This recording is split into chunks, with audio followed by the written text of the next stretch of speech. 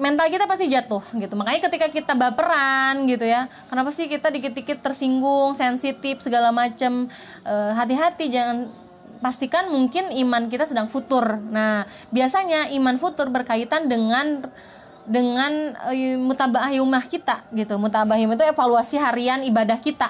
Bagaimana, apa kabar dengan ibadah kita gitu.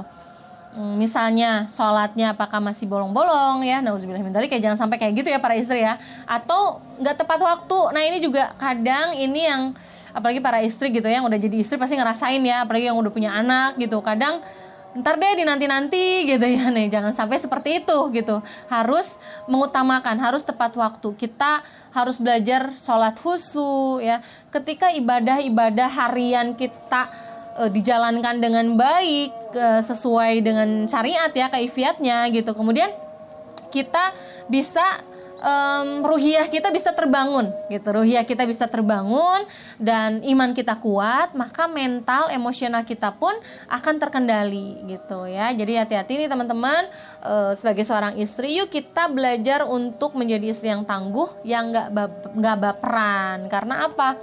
Karena baper itu bisa jadi adalah bisikan dari syaitonir rajim ya, membuka pintu masuk syaitan ya. Ketika kita marah, baper, lemah, tersinggung, itu sebetulnya jalan masuk syaitan. Nah, ketika syaitan udah masuk, udah deh gitu. Kita nggak bisa ngontrol emosi, akhirnya kita nangis, teriak-teriak gitu kan. Kita marah-marah, kemudian ngediemin suami gitu.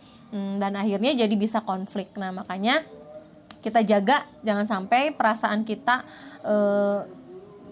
terluka atau jadinya nggak dikit-dikit nangis misalnya ya. Kita harus jaga jangan sampai seperti itu. Kita harus menjadi pribadi yang kuat. Biasanya Manda ngebayangin bagaimana para sahabiah berjuang gitu. Jadi ketika kita aduh insecure gitu, atau misalnya ketika kita kenapa sih suami tuh kayak gitu, bete banget gitu, kita ingat, ya Allah, sahabiah aja ujiannya luar biasa, masa kita ujian yang kayak gini aja udah baper, udah nangis semalaman gitu, apa kabar hati dan iman kita gitu. Berarti kita jauh banget dari para sahabiah. Bukankah idola kita atau harapan kita adalah ketika kelak di surga kita disandingkan dengan para sahabiah ya tentunya gitu.